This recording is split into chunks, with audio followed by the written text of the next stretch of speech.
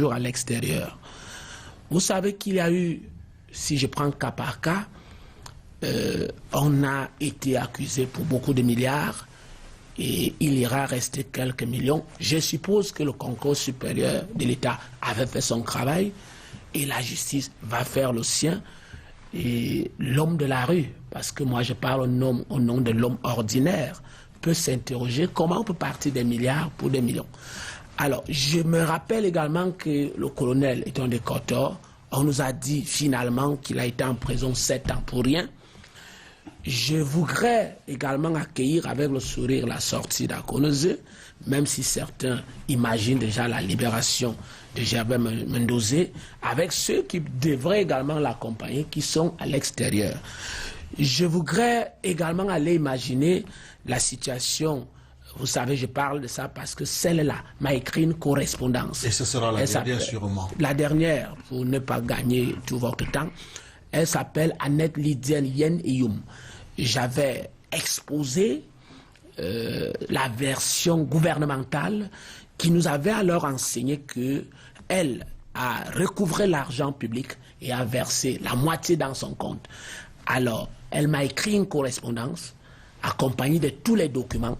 À l'issue de l'analyse de ces documents, j'ai découvert qu'il y a un document qui donnait permission, le document du ministre délégué chargé du budget, Henri Ngoulo, pour ne pas le citer, qui lui donnait autorisation de déposer la moitié de l'argent recouvré dans les caisses de l'État. Et donc, l'information qui est arrivée au niveau du chef de l'État, je ne sais pas si elle est complète, parce qu'à l'issue de mes recherches également, des investigations sur la base de ces documents, je m'en vais découvrir que certains Camerounais, pontes du régime de mon pays, avaient défendu les intérêts de la Société Générale des Banques de France, installée au Cameroun, au détriment des intérêts du Cameroun. Cela fait que nous interpellons des consciences encore sincères pour que cette opération épervier soit utile et une pédagogie pour nos enfants. Merci à vous, Jean de Dieu. Ici, j'accueille Charles Atangalamanda, directeur du côté du ministère de la Communication. Sa Majesté d'abord, bonjour, bienvenue. Bonjour, Monsieur Bouba, et toutes mes amitiés au grand public à travers le monde qui va nous regarder et nous écouter pendant toute l'émission. Je voudrais dire mes cordiales salutations de façon fort particulière à la communauté camerounaise vivant en France et à la communauté française vivant au Cameroun. Ceci expliquant bien cela. Merci, ceci expliquant bien cela. On en reviendra tout à l'heure. Avec vous, je veux qu'on parle aussi, justement, d'un Français, Charles Pasqua, qui a quitté la SED cette semaine. Que retenez-vous de ce père? À sa mémoire, c'était un grand citoyen du monde et surtout une bête de la scène politique internationale. Je voudrais simplement faire ancrage, si vous voulez, au niveau de l'élaboration de ma pensée, sur ce qu'aura dit le Parlement français, la Chambre haute et la Chambre basse. En rendant hommage à Charles Pasqua, eh bien, les politiques français eux-mêmes reconnaissent en cet homme-là un de ces citoyens européens qui auront marqué l'histoire politique justement de la vieille Europe, si vous voulez, ces 30 dernières années, pour dire le moins. Le regard que je voudrais poser surtout, c'est pour établir, si vous voulez, peut-être lever l'équivoque et sortir des clichés par trop péjoratifs. Souvent, quand on dit la France-Afrique, ça renvoie toujours à des connotations mafieuses ou politico-mafieuses. Il n'en est rien. Parce que si vous regardez le début de l'histoire de la Ve République, je voudrais dire que M. Charles Pasqua était de ces Européens et singulièrement de ces Français qui avaient très vite perçu le rôle que l'Afrique aura joué pour la libération de l'Europe et particulièrement de la France. Et je pense que, d'ailleurs, il a eu des formules très fortes en rappelant à qui voulait l'entendre qu'au cœur de la Ve République, eux, ils auront compris ce que c'est que l'Afrique. L'Afrique, justement, sans la France, n'aurait jamais pu rien. Et la France sans l'Afrique, évidemment, ne serait pas la France d'aujourd'hui. Donc, globalement, je voulais dire que j'étais personnellement impressionné par ce remarquable tribun qui, si vous voulez, savait capter les foules et avec la rhétorique et une répartie des plus poignantes sur le plan de la formule politique. Donc, personnellement, je rends hommage à un maître d'une autre façon de faire de la politique, un baroudeur de la scène. Je pense qu'aujourd'hui, qu'on tue la France-Afrique ou qu'on la ressuscite, l'essentiel c'est ce respect mutuel. Je crois que Pasqua et si vous voulez, ceux de son temps au cœur de la Ve République et de ceux-là qui auront appelé l'Europe et particulièrement la France, je le redis une fois de plus, à avoir un regard respectueux vers l'Afrique. Merci Charles Tangana. Manda, on va pas vraiment s'éterniser. Charles Messanga. Les spectateurs, je voudrais peut-être ajouter quelque chose. Il faut dire que M. Pasqua a été ministre de l'Intérieur sur Chirac et il s'est rallié aussi à un moment donné à M. Édouard Balladur. Il était aussi énigmatique. Pourquoi? Parce que à l'intérieur du pays, il ne faut pas oublier qu'en France, c'est M. Pasqua, dans les années 80-90, qui a initié des lois très dures contre l'Afrique. Il faut dire qu'il y a eu ce qu'on appelait l'expulsion des 101 Maliens. Et à cette époque, il n'y avait pas seulement 101 Maliens.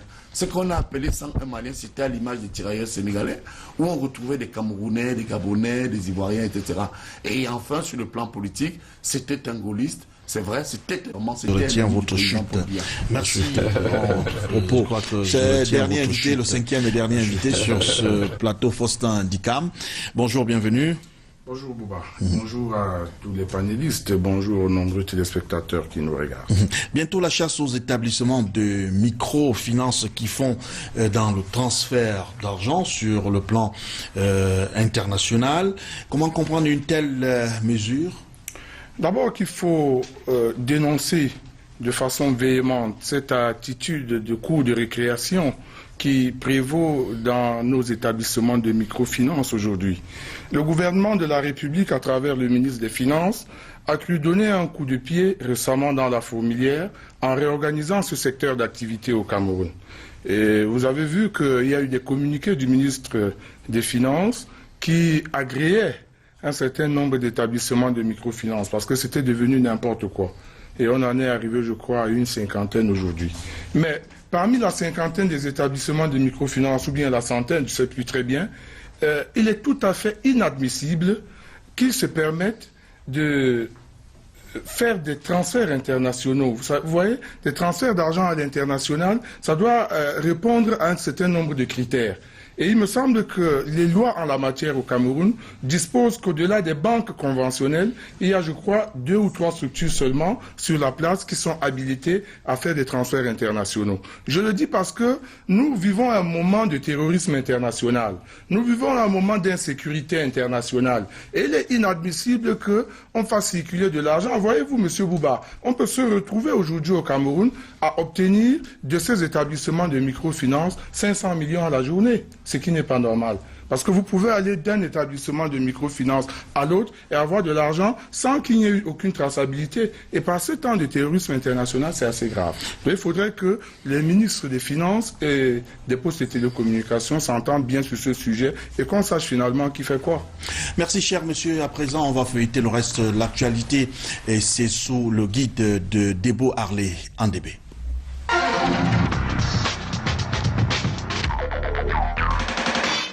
Une et 2 éditions de Cameroun Tribune pour parler d'une visite riche du président français au Cameroun et ces belles images pour dire toute l'exemplarité d'une coopération riche, dense, fructueuse entre la France et le Cameroun. Mutation parlait déjà de cette visite après avoir recensé certains sujets entre les 2 présidents jugés fâcheux, à l'instar des parts de marché perdues par la France au Cameroun au profit de la Chine.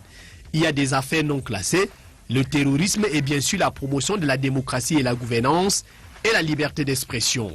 À cette liste, la nouvelle expression ajoutait l'ignorance des massacres perpétrés par l'armée coloniale française au Cameroun pendant les terrifiantes batailles de lutte pour l'indépendance et la réunification. Pendant cette période, justement, la France avait tué 120 000 Camerounais, révélation faite au messager par Jacob Tatsitsa, enseignant conseiller historique à la réalisation du film documentaire du Suisse Franck Garbelli intitulé « Assassinat de Félix Roland Moumié ».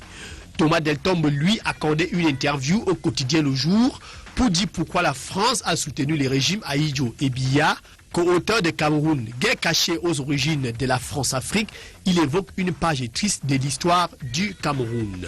Un autre qui a eu son mot à dire sur cette visite de François Hollande au Cameroun, c'est Bassek Bako Bio. À Mutation, il a dit que la France doit déclassifier les documents sur l'histoire du Cameroun. Le cinéaste et réalisateur est l'auteur du documentaire sur l'Omaki. Émergence croit savoir que cette visite avait aussi un lien avec Marafa Amidou Yaya, du fait que son épouse invitée sur TV5 Monde est revenue sur l'état de santé de ces derniers ainsi que sur les attentes du président français au Cameroun. On connaissait le rapport des parlementaires sur la situation socio-politique au Cameroun, mais voilà que cette semaine, Essingan fait savoir qu'il y a un autre rapport. Celui-là est contre l'armée camerounaise. Selon ce brûlot, le Cameroun a une armée corrompue, indisciplinée, dotée d'équipements vétus et d'officiers âgés. La perte des contrats d'armement au Cameroun au profit des États-Unis, de la Chine et de la Russie et d'Israël met les Français en colère.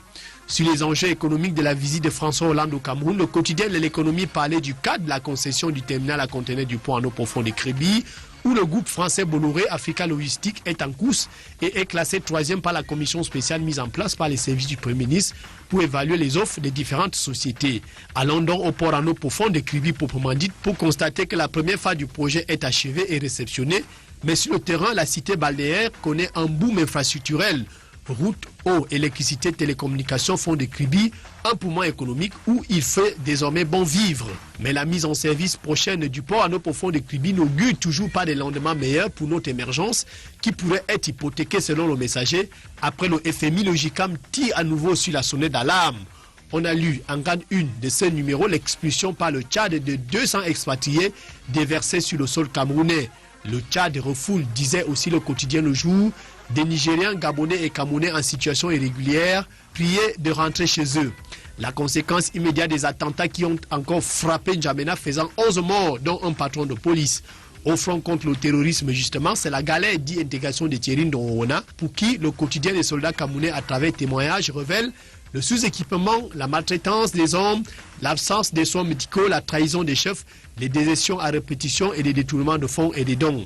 La fin de la galère, cependant, pour Jean-Marie Akoneze, qui est sorti de la prison de Kondengui. L'ex-maire d'Hawaï d'Immutation en solidarité est allé dire au revoir à Gervais Mendoze, lui-même à la porte de sortie pour l'anecdote. La levée des coups de Jean-Marie Akoneze est un signe radieux pour le prof. Mutation lui montre d'ailleurs la porte de sortie, convaincu de la suite des événements. Ce que les charges retenues contre l'ex-directeur général de la CIATV s'effondrent de procès en procès. Des 18 milliards, la somme présumée détournée passe à 3 milliards de francs CFA. Il a d'ailleurs bénéficié d'un non-lieu cette semaine. Mendoze à la porte de sortie, eux sont d'ores et déjà hors du barreau. 4 avocats radiés y pèsent sur eux des lourds soupçons de détournement de fonds de leurs clients. Des soupçons de discorde entre le ministre des Finances et celui des Postes et Télécommunications. Le premier aurait accordé des agréments à des établissements de microfinance pour le transfert d'argent, invoquant un décret du chef de l'État. Le second, c'est-à-dire le ministre des Postes et Télécommunications, juge cette activité illégale et annonce une opération coup de poing. Prenez vos calepins et notez qu'en 2014, les industries brassicoles au Cameroun ont vendu environ 7000 hectolitres de bière, une performance bien en progrès par rapport à celle de 2013. C'est dit dans le quotidien de l'économie qui referme cette revue de presse de Canal Presse.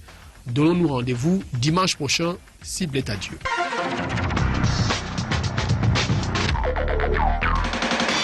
Thibaut Harlé en DB, 7000 hectolitres, c'est beaucoup, hein? C'est pas loin de la folie. C'est-à-dire que les Camerounais consomment énormément. À présent, on parle de la première thématique consacrée à ce programme. Le Cameroun, la France, une relation historique et tumultueuse. Un président français au Cameroun, après 14 ans. Est-ce que cela justifie tout le branle-bas? La question, je vous la pose, professeur Charlemagne Messanga Yamdi. Est-ce que cela justifie tout le branle-bas qui a été observé ces derniers jours à Yaoundé? Non, d'abord, il faut dire qu'il n'y a jamais eu d'incident entre le Cameroun et la France, hein, du point de vue diplomatique. Et il faut reconnaître une chose, je voudrais aussi d'abord rappeler techniquement ce que Ghislain Pierre Sono a évoqué, le temps de la visite. Vous savez, en diplomatie, il y a une hiérarchie dans l'ordre protocolaire des visites au plus haut niveau. Ce qu'on appelle généralement les rencontres au sommet, c'est-à-dire des chefs d'État et de gouvernement. Et dans cette hiérarchie, il y a la visite d'État, qui est une visite de première catégorie. Il y a la visite de travail, puis la visite privée. Alors, c'est dire que lorsque M. Hollande arrive, effectivement, il s'agit, bien entendu, d'une normalisation. Parce que n'oubliez pas qu'avant l'arrivée de M. Hollande, l'Afrique était devenue très hostile à la France du fait de son prédécesseur. N'oubliez pas que M. Sarkozy, qui n'était vraiment ni dans le gaullisme ni dans le socialisme, a d'ailleurs remis en cause toute cette dimension historique avec le discours de Dakar, mais surtout avec la mort, je dirais l'assassinat de Muammar Kadhafi, et au-delà de Kadhafi, le conflit ivoirien et de nombreux conflits qui faisaient que, au-delà du Cameroun, la France était devenue un pays qui avait perdu du terrain en Afrique. Bon, maintenant, sur la coopération franco-camerounaise, je voudrais peut-être chuter là-dessus et rappeler que le 13 novembre prochain, la France et le Cameroun vont célébrer les 55 ans de leurs accords de coopération. Monsieur Hollande est venu, il a apporté tout simplement la preuve que le partenariatisme s'est terminé. Il a apporté une fois de la preuve à l'image de ce qu'avait dit Mitterrand le 10 mai 1981, lorsque les Français, François Mitterrand arrivait au pouvoir, que la France ne veut plus être les gendarmes de l'Afrique. Et ce qui est admirable, c'est de constater qu'il y a eu, d'abord, comme la visite d'État l'exige, on met d'abord en avant l'intérêt des États. On ne vient pas parce qu'on aime les beaux yeux du président Paul Biya, du peuple camerounais, de M. Hollande. On vient parce qu'on a des intérêts. Et c'est ce qui a mis en avant la sécurité et enfin les problèmes économiques, comme on l'a vu. Jean de Dieu a ici visite d'État, environ 5 heures de temps. On peut s'interroger, non? Je vais porter les lunettes de l'impérialisme, c'est-à-dire la théorie des relations internationales qu'on appelle l'impérialisme, et précisément le constructivisme, qui voudrait que les grands centres soient en face des périphéries. Lorsque je porte ces lunettes, on va me pardonner si elles sont suffisamment floues, parce que je ne vais pas être du correctement diplomatique ou du diplomatiquement correct. Je vais être comme un fou de la rue qui observe qu'une visite vespérale, j'allais dire nocturne, chez nous les Bantous, ça pose un problème. Et puis une visite de quelques heures, peut-être ça ne pose pas de problème, mais ça fait un symbole. Je suis là en face d'un très grand professeur des relations internationales du Cameroun. Il peut ne pas être d'accord à cet instant bien précis, mais je crois que nous pourrons nous accorder sur certains aspects. Et puis lorsque j'ai laissé ce symbole, je vais d'ailleurs féliciter les institutionnels du Cameroun qui ont balayé partout, qui ont vidé des poubelles, qui ont arrangé les infrastructures routières. Si Hollande passait par Mvo-Atangambala, je crois que les populations de Mvo-Atangambala seraient heureuses aujourd'hui. Et je les félicite. Ça, c'est certainement pour qu'Hollande ne reçoive pas un bol de piment dans la figure. Ça, c'est très important. Pour un Africain, c'est une école. Maintenant, si vous prenez les aspects contextuels, la visite d'État, oui, c'est une visite, arrive après un ballet diplomatique qui a même énervé certains Camerounais. C'est-à-dire, Fabius est arrivé, il a dit qu'il va nous accompagner à tuer les Boko Haram. Ministre de l'Intérieur, Cazeneuve, Bernard est arrivé, il a dit qu'il venait réchauffer les relations entre la France et le Cameroun. Ça suffit que ces relations-là étaient déjà froides. Il y a un monsieur Jean-Louis Borloo qui est arrivé, il a dit qu'il va électrifier toute l'Afrique et donc le Cameroun avec. Il y a eu tout ce balai. Alors le Messie, je voudrais dire la prééminence institutionnelle et diplomatique est arrivée. Je dois dire fortement que les Camerounais et les Africains ont, je le dis ici et j'assume, avaient le sentiment, ont d'ailleurs le sentiment anti-français. Pourquoi? Pas du fait de la manipulation médiatique. Je reprends. L'Organisation des Nations Unies avait voté 2 résolutions. Excusez-moi et je chute. 2 résolutions.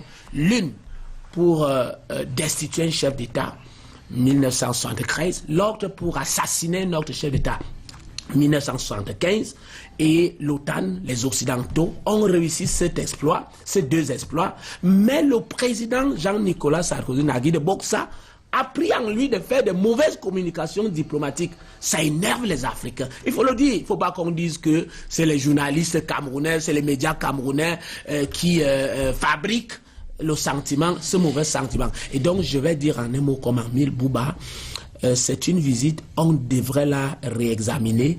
Qu'est-ce que le Cameroun perd? Qu'est-ce que le Cameroun, pourquoi le Cameroun était fâché? Peut-être pas en dire en offre, mais je dois dire, c'était une visite pour moi. 116 milliards, dit-on, c'est rien du tout pour un État. Alors, vous ne voyez certainement pas les choses de la même manière, Charles Atangalamanda. D'ailleurs, je vous remercie de me donner la parole après que M. Aïssi, n'est-ce pas, ait indiqué utilement le regard qu'il a sur ces événements. Je voudrais commencer en apportant une caution traditionnelle, justement de l'Afrique, au cœur de la forêt équatoriale où nous sommes, de la forêt d'où je viens, pour dire à M. Aïssi qu'il n'y est pas du tout. Vous savez, chers compatriotes, les plus belles idylles, je parle comme autorité traditionnelle, initiée et investie, et même établie. Les plus belles idylles dans l'Afrique de laquelle nous relevons, justement, c'est celle alors que le soleil, justement, s'endort.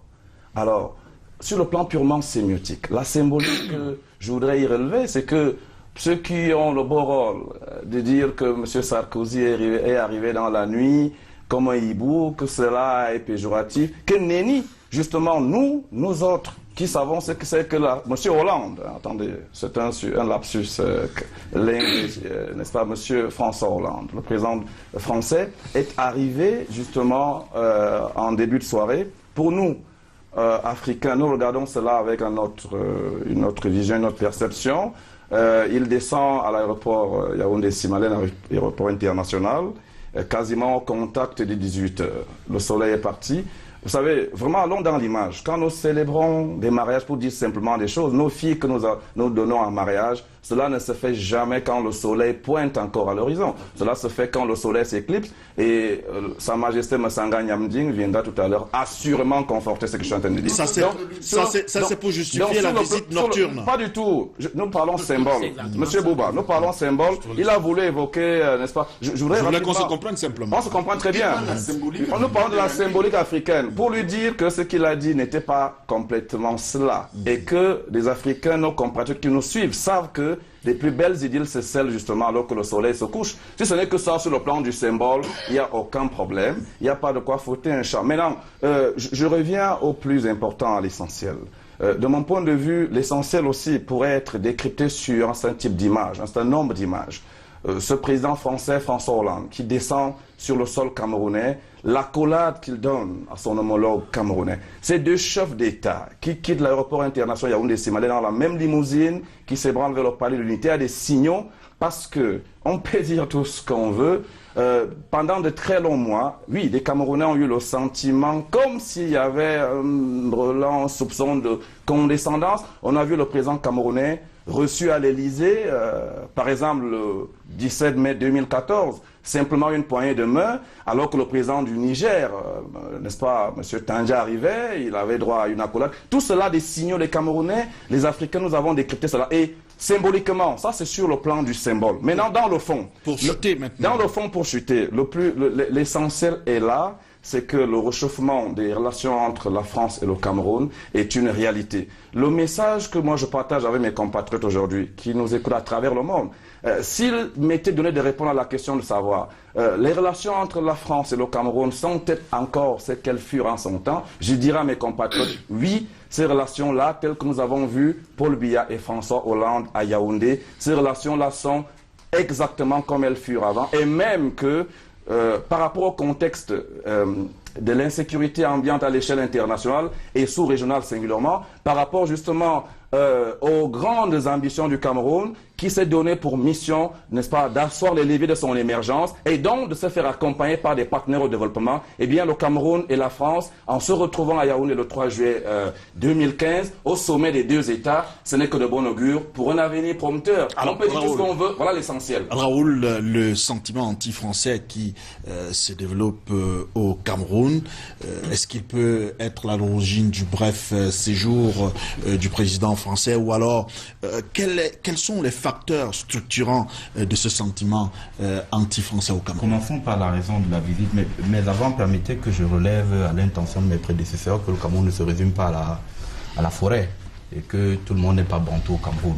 Ceci étant dit, je voudrais dire que le motif même de la visite de François Hollande au Cameroun, c'est purement économique dans un premier temps. Et je crois que le fait que, contrairement à ses prédécesseurs, Hollande n'est pas communié avec les populations camerounaises qui justement animent ce sentiment, sont habitées par ce sentiment anti-français, traduit le fait que les Français sont venus au Cameroun pour des motifs purement économiques.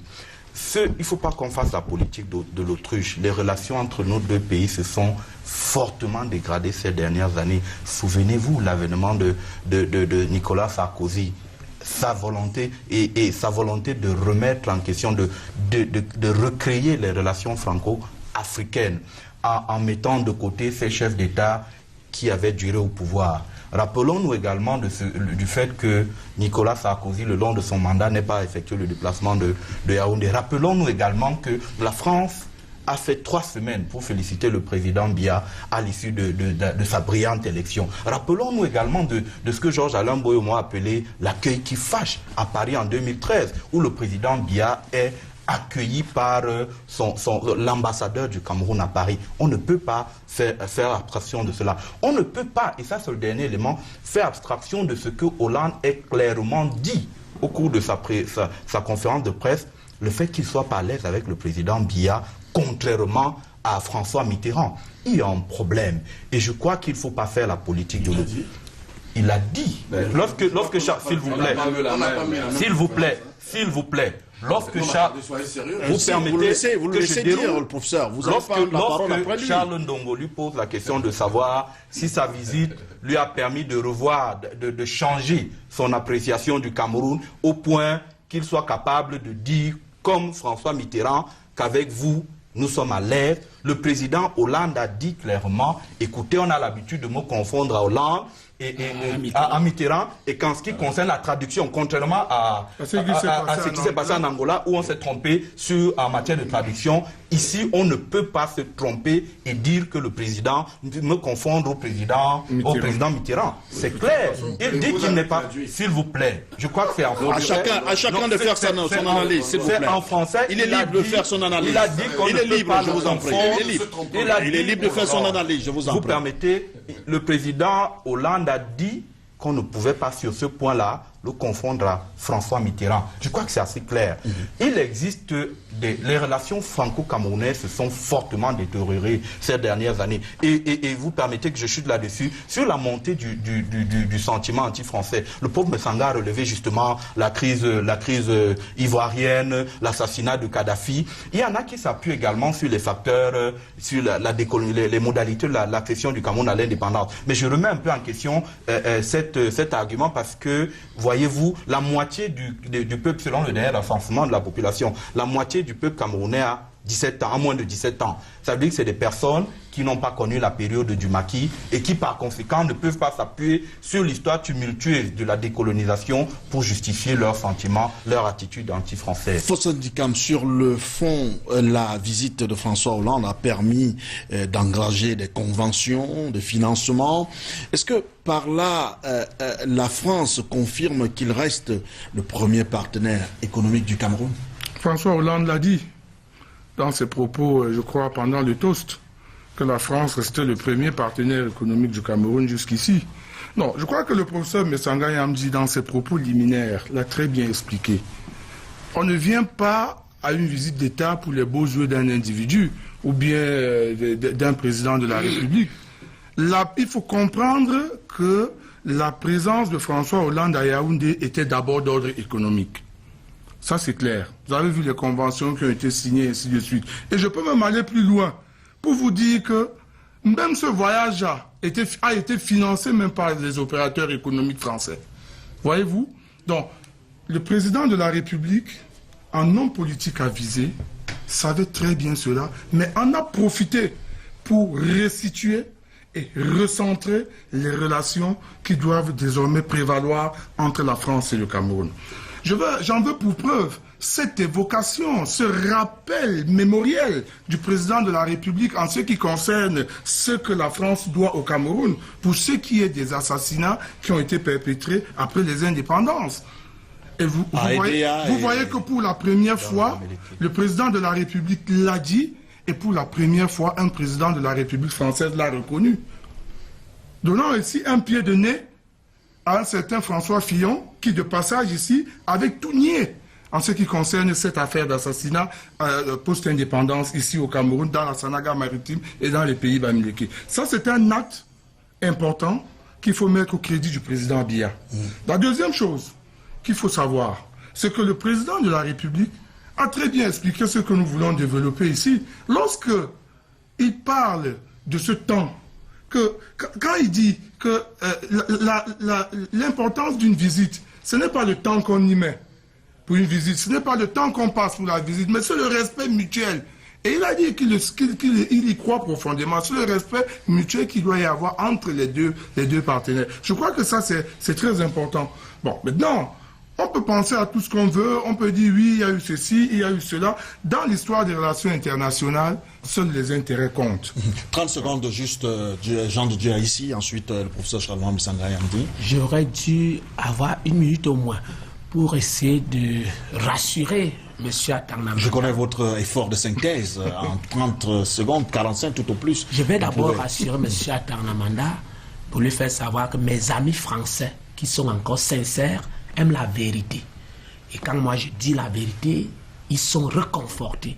Parce que notre intention, ce n'est pas d'être des ennemis de la France. C'est de donner à la France des outils de compétir devant la Chine, devant les États-Unis d'Amérique. Et donc, il faut leur dire la vérité. Et cette vérité que je suis en train de dire est que lorsque vous prenez le contexte, vous venez... J'ai esquissé une partie du contexte. Je ne vous ai pas dit qu'au Cameroun, avant d'aller revoir ce qui s'est passé dans le passé avec les déclarations de Sarkozy à l'université, ne développez pas, etc., on n'a pas beaucoup de temps pour ça. Vous avez observé que M. Baumel et M. Lelouch arrivent au Cameroun. Ils nous promettent le redémarrage de l'élevage et de l'agriculture, oui, mais ils vont pondre un rapport qui n'a rien à voir avec nous. Tous ces éléments nous permettent, nous autres, de dire aux Camerounais sincères et aux Français qui sont nos amis que venir et nous parler des contrats de 76 milliards de francs des colonies françaises d'Afrique, quand nous autres, les Africains sincères, nous revendiquons la mort du franc des colonies françaises d'Afrique, je voudrais vous dire, Bouba, vous m'avez donné 30 secondes, mais vous allez noter que ce que je vais dire est très important. Les Africains sincères demandent à la France de faire le bilan des comptes d'opération.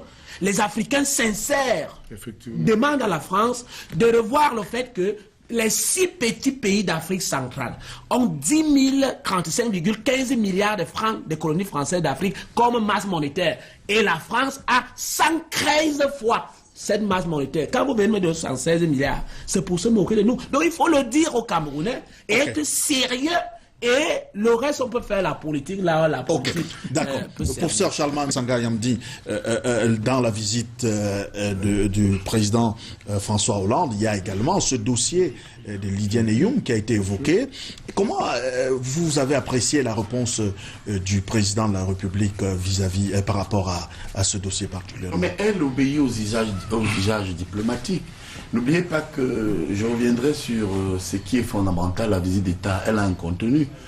Lorsque M. Hollande arrive, la visite d'État, on met en avant les intérêts. Moi, je suis surpris d'entendre les uns et les autres dire que oui, Hollande venait, du moins certaines petites personnes qui ont eu leur tasse de thé. Hollande est venu demander à Biya de partir. Hollande est venu dire libérer Marafa. Hollande est venu libérer Lydiane Eyoum. Alors moi je pense qu'il faut sortir de l'émotion et rester dans la dynamique d'une visite d'État qui est une visite d'intérêt. On a bien vu que lorsque 2 chefs d'État au plus haut niveau se rencontrent, il y a ce qu'on appelle les agendas au sommet. Ça veut dire qu'au-delà de ce qui est prévu, d'abord la dimension numéro 1 qui justifie la visite, je veux aussi rectifier quelque chose, c'est d'abord la sécurité. Vous savez qu'il y a Sangari et bien d'autres choses. Et il y a également, en deuxième lieu, effectivement, on a vu pratiquement 50 hommes d'affaires, la dimension économique. Mais chaque chef d'État a un agenda.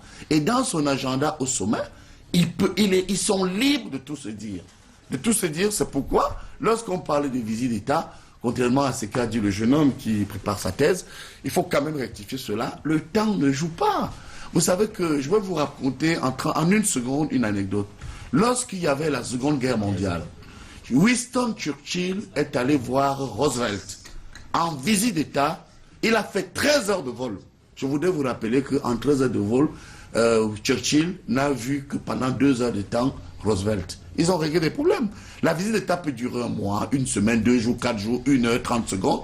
Mais c'est le contenu et la priorité accordée à cette visite d'État. Et pour revenir et chuter sur ce que vous avez évoqué, il faut quand même rappeler certaines choses. D'abord, à mon ami Jean de Dia ici, qu'il ne faut pas parfois être hors sujet. Parce que vous savez que lorsque vous venez proposer ici la question du franc CFA, non, en visite d'État, vous n'orientez pas l'agenda des 2 chefs d'État. L'affaire du CFA nous touche tous. Ne jouons pas à ceux qui aiment moins l'Afrique et plus d'autres qui posent plus de problèmes. S'il vous plaît. Professeur, vous allez permettre qu'on avance. Bon, alors je chute dans ce point. Non, c'est important. Pour dire s'il vous plaît, ne monopolisons pas la parole. Respectons le timing. Je respecte mon timing en rappelant que les 2 chefs d'État avec un agenda, on a vu une montée en puissance de la diplomatie camerounaise, que ça plaise ou pas. On a vu une montée en puissance de la crédibilité du chef de l'État. Je chute donc en disant que sur 7 chefs d'État de la 5e République, je tiens à vous rappeler que 6, hormis Nicolas Sarkozy, sont passés par le Cameroun. Ça veut dire que le Cameroun compte en termes d'intérêt réciproque. Alors, Raoul Sumon, il y a également cette reconnaissance du président François Hollande, le massacre en pays Bamileke et puis Bassa, c'est quand même un plus, non? C'est important parce que Faustin Djikama a bien fait de relever tout à l'heure la précédente sortie d'une haute autorité française sur le territoire camerounais, notamment François Fillon, qui avait justement remis en question l'existence d'une guerre d'indépendance au Cameroun. François Hollande a promis l'ouverture des archives. J'ai été un peu déçu parce que justement les archives sont ouvertes depuis très longtemps. Et c'est dans ce sens que le professeur Aboua, par exemple, a commis récemment, en fait il y a cela 2-3 ans, Cameroun, histoire d'un nationalisme qui démontre les faits de guerre et aboutit à la conclusion qu'effectivement il y a eu, génocide, il y a eu guerre d'indépendance au Cameroun. Mais il faudrait déjà qu'à l'échelle de notre pays, que les historiens s'accordent. Pendant que les uns voient en cela la guerre d'indépendance, les autres voient une modalité du banditisme de l'époque, c'est-à-dire vous aviez des bandits, des maquisards qui venaient dépouiller. Donc il faudrait déjà qu'on s'accorde sur ce qu'était le mouvement nationaliste et on porte une revendication vis-à-vis de la France. On n'attend pas nécessairement de réparation, mais au moins la reconnaissance des autorités françaises pour que les uns et les autres fassent leur deuil. Parce qu'aujourd'hui, lorsque vous arrivez dans certains villages, dans la Sanaga maritime, dans le Bamileke, il y a des familles qui sont encore traumatisées, qui portent le traumatisme. Vous avez des enfants qui, à l'époque, ont perdu les parents, se sont levés, ont trouvé des têtes de cadavres. C'est important que la France reconnaisse, comme elle a fait en Algérie, comme elle a reconnu avec, pas nécessairement son rôle, dans ce cas-là, avec le génocide arménien. Alors, Charles Atanganamanda, on retient donc cette phrase importante du chef de l'État par rapport à la question du journaliste sur sa longévité au pouvoir. C'est pas le qui veut, c'est le qui peut. Ouais. Comment est-ce qu'on peut comprendre cela? Oui, je pense qu'il y a une grille de lecture que je voudrais dual. D'abord, je voudrais puiser, n'est-ce pas, dans la richesse intellectuelle française. Le président Paul Biya parlait devant son homologue français. Pour me souvenir, d'ailleurs, richesse intellectuelle et politico, même médiatique, c'est Napoléon Ier qui un jour, alors qu'il était aussi bousculé, certains qui le trouvaient assez fort, qui trouvaient cela péjoratif, Napoléon Ier de dire « Nul ne peut s'élever aussi haut s'il n'est précédé justement par les dieux de l'endurance, par les dieux de l'exaltation, par les dieux de la souffrance individuelle, par les dieux justement du don de soi pour la République. » Et Dieu donc, en l'occurrence, je crois que Paul Biya, si nous regardons bien des choses, quand il dit cela, pour durer au pouvoir, effectivement, ne dure pas au pouvoir qu'il veut, mais qu'il le peut. Dans le pouvoir, sémiotiquement, il faudrait comprendre justement avoir été appelé, avoir reçu. Dans le pouvoir, il faut comprendre le sens du sacrifice personnel, du don et de l'exaltation républicaine. Dans le pouvoir, il faut surtout comprendre l'humilité et l'acceptation, si vous voulez, de toutes les épreuves. Et donc cette force qui est précédée par la puissance divine. C'est cela. Et deuxièmement, je peux aussi faire maintenant une lecture typiquement africaine. Tout à l'heure, j'entendais quelqu'un dire que nous ne sommes pas tous bantous, mais je voulais lui rappeler que nous sommes tous, autant que nous sommes Camerounais, des enfants de l'Afrique au cœur de l'Équateur. Cela est imparable et incontestable. Et je voudrais dire que qu'on soit soudano-sahélien, nos coutumes et nos mœurs se ressemblent. Vous verrez bien que les Soudano-Sahéliens, c'est au lever du jour ou à la tombée de la nuit que les rites se passent. Deuxième et dernière lecture. Nous avons nous autres des amis là-bas sur le plan de la cosmogonie traditionnelle. La seconde lecture que je voulais faire, elle est typiquement maintenant, elle est typiquement africaine. Je pense que Paul Biya, qui toutes ces années, peut-être 5 dernières années, aura suivi la chronique médiatique internationale et en l'occurrence française, pérorer et gloser à loisir sur son âge, sur sa durée au pouvoir. Il y a donc une maxime de l'Afrique qui dit ceci exactement.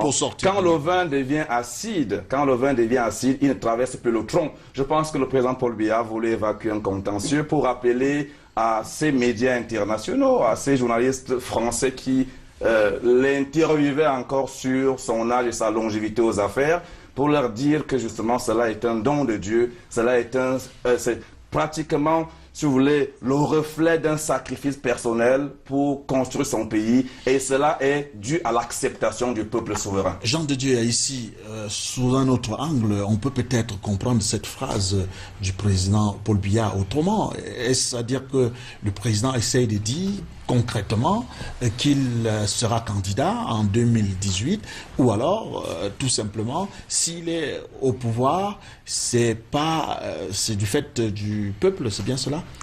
À ce niveau, je suis pratiquement d'accord avec M. Atanamanda. Le chef de l'État a l'autorité de l'âge, l'autorité de l'expérience, l'autorité de la légitimité, de la légalité. Il n'appartient pas à un Français, fût-il Messi, François Hollande, etc., de déterminer ou alors d'apprécier, de donner les qualificatifs sur l'intelligence des Camerounais. Si vous, Camerounais, vous décidez de garder Paul Biya jusqu'à sa mort, les Espagnols gardent le roi Don Carlos de Borbón de los Borbones jusqu'à sa mort, les Anglais gardent. Donc c'est vous les Camerounais qui allez déterminer. Permettez-moi de dire donc des choses plus importantes. Tel que monsieur le directeur, monsieur mon frère Atanamanda a fait un dernier développement faisant de nous des Bantous, c'est-à-dire que pas... Non, là, permettez-moi, monsieur Atanamanda. Vous allez corriger, vous avez la mission de corriger. Alors, ce qu'il a développé, signifie que les citoyens du monde doivent noter que, comme on est africain, équatorial, tout ça là, il faut bien qu'on nous rende toujours visite. Nous ne méritons que les visites nocturnes. Bon, et je confirme, je voudrais rassurer également le professeur Sanganyamdine, qu'il se rappelle que lorsque j'étais son étudiant, il n'avait jamais été hors sujet. Maintenant que je suis vieux, la problématique du franc des colonies françaises d'Afrique, des comptes d'opération, de notre masse monétaire, doit intégrer l'agenda de M. Hollande et M. Biya. Si je me trompe, après Biya ou après Hollande, il faut que vous autres qui êtes politiques, que vous ayez la mission de rendre ce devoir et cette obligation, alors, je voudrais dire, cette prérogative essentielle aux Africains qui sont sincères aujourd'hui. Faustin Dikam, sur d'autres questions également, il y a la question de Lidien Eyoum, le président de la République, dans sa réponse. Est-ce qu'il a pris un engagement? Est-ce qu'il a fait une promesse à François Hollande? Non. Le président a été clair dès le début de son propos à ce sujet. Il a dit que la justice camerounaise était totalement indépendante. Et que s'il revenait même à l'exécutif d'y faire entrave, il n'y pourrait pas. Mais il a expliqué, et c'est là où nous avons été tous d'accord avec le président de la République. Il a expliqué les conditions et pourquoi est-ce que Lidien Eyoum a été arrêté. Je crois que nous avons tous entendu François Hollande aussi.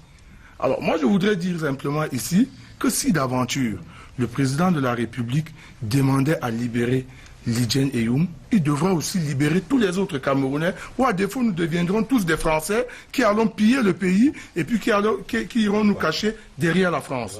Parce que la France de François Hollande aujourd'hui ne peut pas demander une chose et son contraire. Et c'est ce que le président de la République a voulu lui dire en prenant tout le temps pour expliquer ce qui s'est passé dans le dossier de Lidien Eyoum. Vous ne pouvez pas demander la bonne gouvernance. Vous ne pouvez pas demander qu'on lutte contre les détournements des deniers publics. Vous ne pouvez pas demander l'alternance, la démocratie, la justice sociale.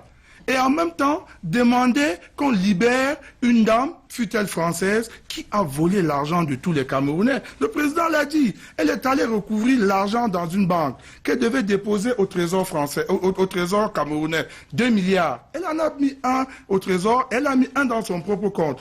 Aux yeux de la loi au Cameroun, c'est un détournement de deniers publics. Et elle a été punie pour cela. Alors si maintenant, à chaque fois, quelqu'un détourne notre argent et que sous le label d'une autre nationalité, c'est-à-dire de la nationalité française, chaque fois, on doit faire pression pour les faire partir et pour les faire sortir de prison. Nous disons non. Si on libère Lydienne, eh bien, on doit libérer tout le monde. Non, moi, je vais avoir, et ça je le regrette d'ailleurs, je vais avoir un point de vue opposé à celui de Faustin. Le président, dans un contexte marqué par la manipulation de l'information présidentielle, il n'est pas exclu que le président Biya n'ait pas toute la bonne information. Ça, c'était d'un. De deux, madame, et vous l'avez relevé tout à l'heure, dans une pièce du dossier fait état de ce que le ministre délégué de l'époque lui a donné, lui a donné autorisation de garder une partie de cette somme par devers elle, en attendant, et j'insiste là-dessus, la clarification. Mais ce ministre Père, son âme a été condamné. Il a été condamné pour ces faits. Le président Biya a ouvert une faille à la fin. Vous avez évoqué le début de son propos, à la fin de son propos. Il a dit, si la Constitution, et c'est le cas, la Constitution lui donne la possibilité, le droit de grâce. Madame Eyou, à la demande de la famille, et il me semble que c'est le cas, c'est avec joie, et ça je crois que je le reprends au mot, c'est avec joie qu'il la gracierait. Une petite précision s'il vous plaît, on avance sur le dossier, on va pas de chuter, si vous permettez. Oui. Le président français, dans son rôle, vous comprenez un peu, on ne devrait pas suivez-moi bien. De défendre dans la perspective camerounaise, dans la perspective, détourne notre argent. Non, je suis d'accord avec vous, Faustin. On vous a compris, Faustin. Il n'est pas dans, s'il vous plaît, Faustin, vous êtes dans une perspective camerounaise. Mais je dis dans la perspective française, c'est du devoir du chef d'État français de protéger les citoyens français où qu'ils se trouvent. C'est triste pour moi, Camerounais, mais je dis, je me mets à la place du président français. Alors, Charles Tangaramanda, comment comprendre, par exemple, s'il vous plaît, on va laisser Lydienne dans son propre compte ou pas. Elle n'en a pas le droit. Elle n'en a pas le droit. J'ai déjà répondu à la question d'un ministre délégué. Elle en a le droit. J'ai déjà répondu à cette question. On ne va pas en faire une fixation. Permettez qu'on avance. Finalement, que retenir de cette visite, Charles Tangaramanda? Beaucoup de choses à retenir. Moi, je vous remercie pour la question. Mais avant de vous répondre concrètement, c'est important que vous me permettriez de balayer 2 ou 3 choses. D'abord, j'ai le sentiment que nous n'avons pas suivi les mêmes communications présidentielles le 3 juillet, place du Palais de l'Unité de Yaoundé. Je ne pense pas un seul instant que le président français, M. François Hollande, ait dit qu'il ne se sentait pas bien avec le président Paul Biya. J'ai compris tout le contraire et modestement, je voudrais avoir la faiblesse de penser qu'en matière d'analyse du discours, j'ai fait ne fût-ce qu'une petite initiation, pour dire le moins. Et précisément, M. Hollande fait un jeu de mots, il fait de l'humour et matiner des rhétoriques politiques, pour dire qu'en fait, moi je suis Hollande. Monsieur Mitterrand avait une relation de Mitterrand à Biya. Je suis François Hollande. Ma relation est relation Hollande-Biya. Et vous le voyez bien, je suis là au Cameroun, je suis avec Paul Biya et donc je me sens bien. C'est cela qu'il faut comprendre. Deuxième chose, s'il vous plaît monsieur, j'ai la parole maintenant. Je n'ai pas beaucoup parlé depuis, vous monopolisez la parole, respectez-moi et écoutez-moi. Et deuxième chose... Vous allez parler, professeur.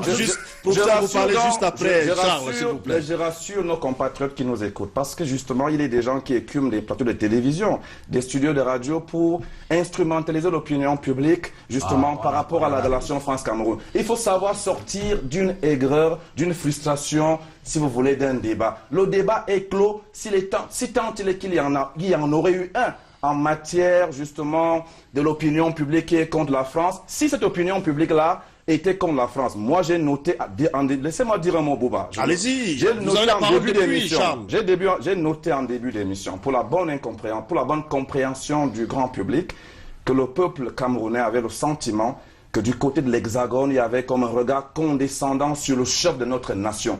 François Hollande est venu gommer justement tout cela Et je crois que les Camerounais n'ont pas la rancune si tenace que cela. On ne va donc pas laisser l'ouverture à ceux qui vont continuer à cristalliser pratiquement une polémique inutile. Dès que j'ai dit cela, j'ajoute aussi... Pour terminer maintenant. Pour répondre à votre question. Ajoutez pour terminer J'ajoute pour terminer, répondre à votre question, simplement que non, Monsieur Ayi, si je vous répondais, vous avez estimé que Monsieur Hollande est venu dans la nuit et que cela en Afrique n'est pas bien. Je vous répondais qu'au petit soir, c'est là, justement. Et donc, maintenant, non, ne faisons pas de l'amalgame. Ne faisons pas de l'amalgame. Je suis précis. Je répondais à ce que vous avez dit qui était complètement hérésie traditionnelle. Maintenant, je réponds à vos questions. S'il vous plaît, Charles, vous n'allez pas monopoliser la parole. On retiendra 3 images, permettez-moi. La première image, c'est que, et c'est une maxime que l'on prête à un grand homme d'État, celui qui est au cœur de l'histoire de la 5e République de France. Les États n'ont pas d'amis, les États n'ont que les intérêts. La seconde chose. Alors maintenant, aujourd'hui, on se rend bien compte qu'à l'aune des intérêts France-Cameroun, eh bien, les 2 chefs d'État ont été appelés par le devoir, par le sacro devoir, n'est-ce pas, régalien, à la tête des 2 pays, pour justement veiller à la bonne marche de notre coopération. La troisième. Et les fruits sont là. Tout le monde se rend bien compte que François Hollande et Paul Biya, au-delà de, si vous voulez, du réchauffement des relations symboliques, diplomatiques et politiques, il y a les aspects sécuritaires, les aspects commerciaux qui ont été renforcés. Charlement, je termine simplement en disant que pour moi, les acquis de Yaoundé sont importants. Les acquis de Yaoundé sont importants. Et Charles, je suis obligé. Sa contribution. Oui, Charlemagne, finalement, le ciel, un ciel nuageux entre Paris et Yaoundé, après la visite de Hollande. Est-ce qu'on peut le dire? Non, c'est une normalisation. Je voudrais rester dans la dimension essentiellement technique pour vous dire que dans l'histoire des relations internationales africaines, le Cameroun a toujours, de tout temps, été l'aiguillon de la politique africaine de la France. Je vous prends 2 exemples. Vous savez, lorsque le Cameroun quitte l'OCAM, vous savez, c'est là où se trouve l'actuel ministère des Relations extérieures, l'Organisation commune africaine et malgache. Tous les pays africains vont quitter l'OCAM au profit de, à l'époque, la défunte OUA qui est devenue, depuis les accords de Sirte, l'Union africaine. Et la France n'a pas opposé un refus. Je vais même vous dire quelque chose.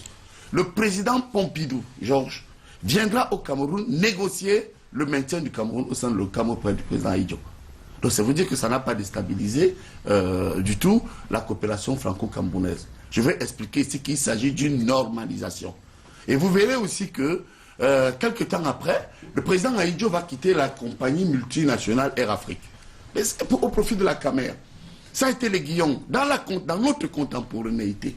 Voyez aussi que tous les pays, pratiquement, ont été orientés vers une conférence nationale. La France a suivi la voie du Cameroun. Le Cameroun n'est pas allé à la conférence nationale. Ça veut dire quoi? Monsieur Biya, qu'il plaise ou pas, vous savez, il y a un proverbe bambara qui dit que même si on n'aime pas le lièvre, il faut reconnaître qu'il va vite. C'est un grand homme politique. Il vient de le prouver pour 2 raisons. Si vous prenez tous les discours, puisqu'il s'agit du bilan, du président de la République, 60e, 61e, 63e, 64e session aux Nations Unies, il a un plaidoyer, les relations nord-sud. Lors du toast, il a réévoqué les problèmes de l'égalité des États. Et puis il faut rappeler que lorsque la présidente de Madame la secrétaire générale de la francophonie est arrivée au palais, le président Paul Biya a rappelé que les OMD ont échoué. Il y a la contrainte de la dette. Ça veut dire que le Cameroun apparaît plus que jamais comme l'aiguillon même des relations nord-sud.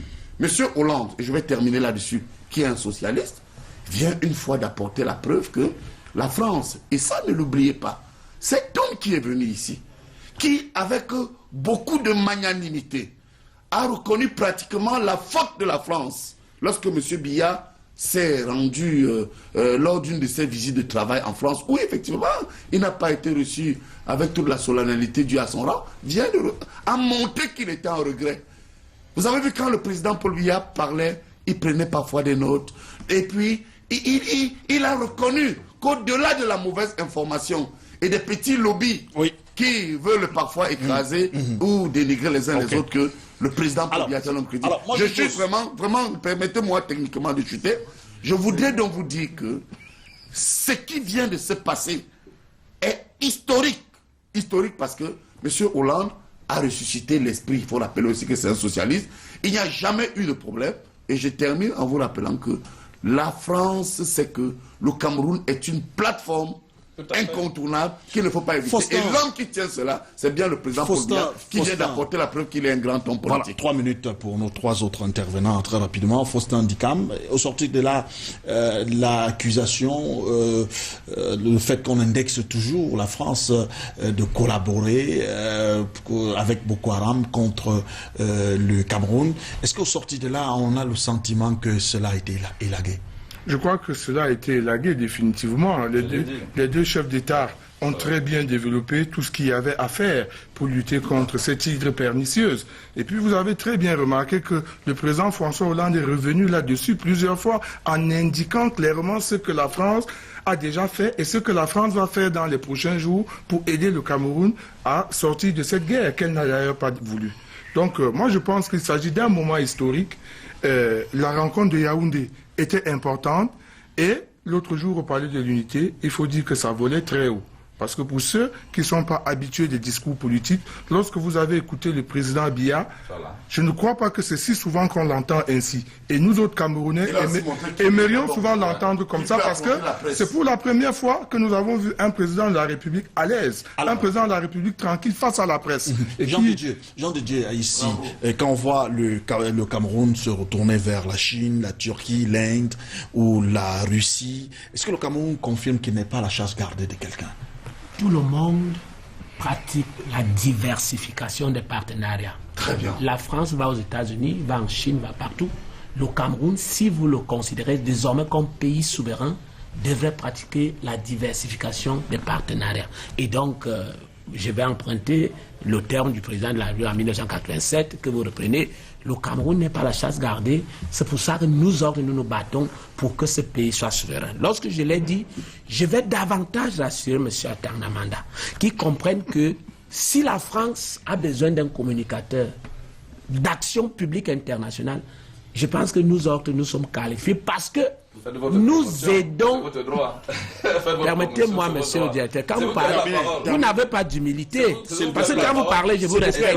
Quand je parle, laissez-le terminer, s'il vous plaît. Laissez-le terminer. On appelle ça la technique de bruitage. Ok, terminez. C'est entendu. Je suis fonctionnaire, il faut arrêter ça. Les vrais Français sont sincères. C'est-à-dire qu'il faut leur dire la vérité en face, sans flagornerie carriériste, sans dire que les gens écument les plateaux de télévision, etc. Non, il faut aujourd'hui que la nouvelle politique française porte les outils, les instruments qui vont permettre des mutations mondiales, qui vont permettre à la France de compétir avec la Chine. Je chute, s'il vous plaît, avec une précision sur la question des Youm, que j'ai étudié spécialement. Permettez, si vous ne permettez pas, je laisse, mais je dis quand même que Youm ne sera pas libéré par le chef de l'État à cause de la pression française. Non. Le chef de l'État aura toute l'information sur Youm parce qu'on le fait aujourd'hui. Moi, je ne suis... Non. Le président ne peut pas se prononcer sur un sujet s'il y a... Dikam, vous le laissez chuter. Dikam, vous le laissez chuter. Dikam, vous le laissez chuter, s'il vous plaît. S'il vous plaît, chutez. Je voudrais rappeler que lorsque la société Office national de commercialisation des produits de base a perdu, j'allais dire, quand on a vendu ces 36 094 actions, l'histoire en question, je vais vous la raconter. On n'a plus de temps, Jean de Dieu. Je ne peux pas le faire maintenant, mais je voudrais vous dire que Youm, au moment où nous parlons, il ne s'agit pas de libérer les Français. Ce n'est pas une affaire de concubinage avec... Ok, on vous a compris. Raoul Sumo, on termine avec vous, Raoul Sumo. S'il vous plaît, s'il vous plaît, professeur, s'il vous plaît. Non, professeur, non, professeur. Vous nous perdez le temps. Professeur. On est dans un débat interactif. Mais professeur, c'est vous qui nous perdez le temps. Vous nous perdez le temps. Non, professeur. Professeur, c'est moi qui donne la parole. C'est moi qui donne la parole ici, professeur. Raoul, c'est vous qui avez la parole. La parole à Raoul. Non, ce que je veux dire, c'est quoi? La visite, si vous voulez que je parle du bilan, la visite de François Hollande a eu l'avantage de sortir le Cameroun de son goulag diplomatico-politique. Parce qu'il faut dire, pendant longtemps, notre pays a été... Le goulag, vous savez ce que c'est que le goulag? Je pèse mes mots. S'il vous plaît, il est libre quand même de ses propos. C'est là où on massacrait les Juifs. Mais s'il vous plaît, c'est pas ça le goulag, en fait, avec beaucoup de respect, c'est pas ça le goulag. C'est pas ça le le goulag. c'est quoi? Non, le goulag, c'est où on envoyait les prisonniers en Union soviétique. Pour le travail forcé. Bon, ce préalable étant évacué, ce que je veux relever, c'est quoi? Merci pour la précision. Ce que je veux relever, c'est quoi? C'est que cette visite a eu, s'il vous plaît, cette visite a au moins eu l'avantage de remettre le Cameroun comme enjeu sur le plan politico-diplomatique à l'échelle internationale.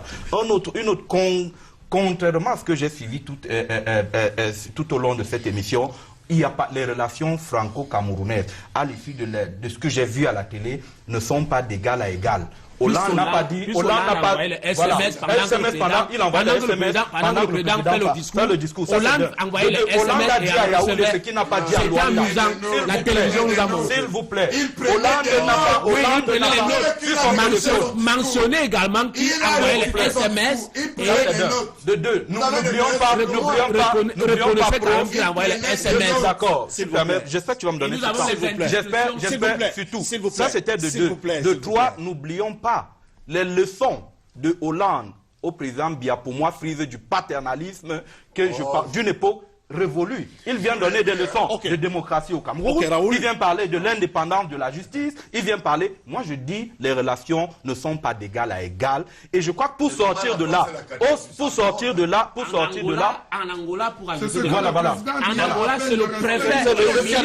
Je finis par là. Monsieur, s'il vous plaît. En Angola, c'est un préfet qui est parti le recevoir. Et c'est bien. S'il vous plaît, cher monsieur, je suis obligé de retirer la parole à Raoul pour relancer en dernière seconde seulement, pour ne pas avoir le sentiment que vous avez été censuré sur ce plateau. En 30 secondes seulement. Pour ce 30 secondes vraiment. Vous savez, vous avez parlé du bilan. Mais on a oublié le comportement ridicule des opposants camerounais. Qu'on ne voit pas au palais le 20 mai. On a vu les Kawala, la lycée Ghana et tout. Ils étaient invités. Mais attendez, au-delà de l'invite, ils ont apporté la preuve qu'ils sont colonisés parce qu'ils étaient tous à la résidence de France. Oui. Chez le tuteur, accusé Biya, se plaindre du Cameroun. C'est un élément décisif. Je voudrais quand même qu'on retienne que aujourd'hui, la colonisation a changé de camp. Hier encore, ces gens venaient nous dire, vous le RDPC, vous êtes colonisés. Mais que vous avez excédé vos 30 secondes comme ça. Allez chercher. C'est cette remarque ridicule du comportement de certains opposants à la résidence de France. Voilà, à l'intention de la régie, s'il vous plaît, on va prendre juste une respiration, un petit dinger pour retrouver la deuxième thématique consacrée à un autre sujet qui parle des expulsions du côté du Tchad. On l'a intitulé Cameroun-Tchad, entre expulsion et attentat.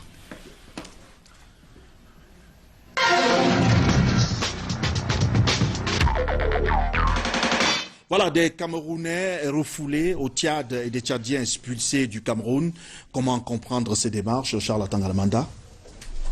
D'abord, je pense qu'il n'y a aucun débat là-dessus. Nous sommes en guerre. Le Tchad et le Cameroun sont deux États voisins, main dans la main pour combattre un ennemi dangereux et redoutable.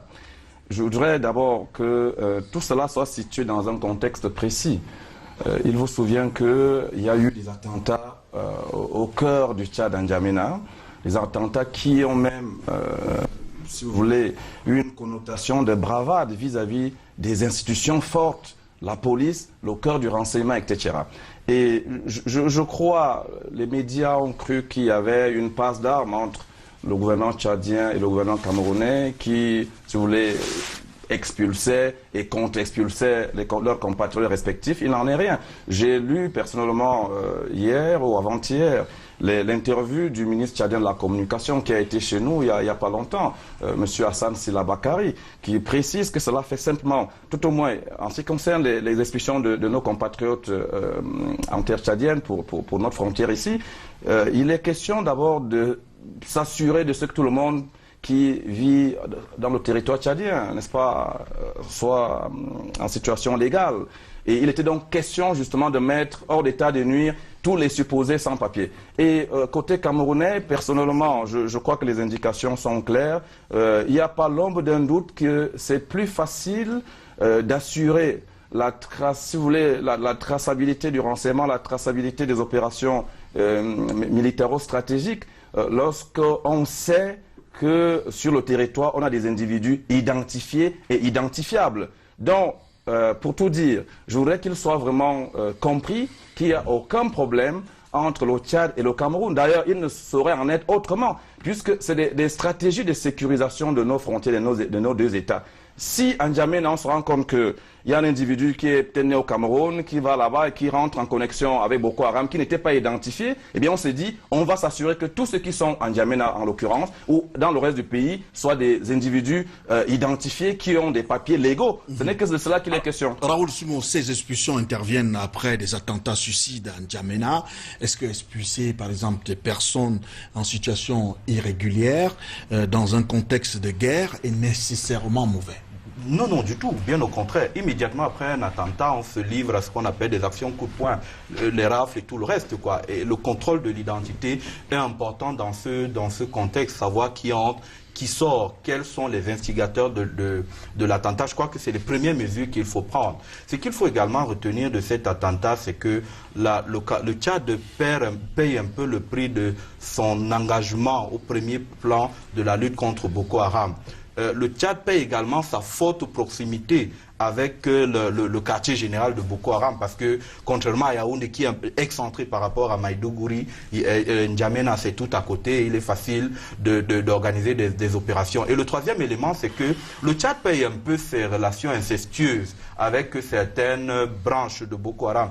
Tout le monde se souvient que le Tchad a longtemps garder le financier, celui qui est présenté comme le financier de Boko Haram, Ali Modo Charis, pour avoir la paix. Visiblement, ce n'est plus le cas aujourd'hui. Et je crois que notre pays ami et frère devrait nous interpeller, la situation de ce pays ami et frère devrait nous interpeller sur des mesures à prendre justement pour éviter de tels actes sur le territoire. On me signale à la régie qu'il nous reste moins de 4 minutes. On va aller au pas de course avec vous, Faustin Ndikam, sur cette question. Une opinion pense qu'il aurait fallu une concertation préalable entre les deux pays, compte tenu du contexte de guerre qui prévaut. C'est votre avis aussi? Peut-être pas du tout, mais je voudrais seulement m'indigner du fait que l'intégration sur-régionale ici en prend encore un coup. Vous voyez très bien donc pourquoi est-ce que certains présidents ici en Afrique centrale n'y vont plus.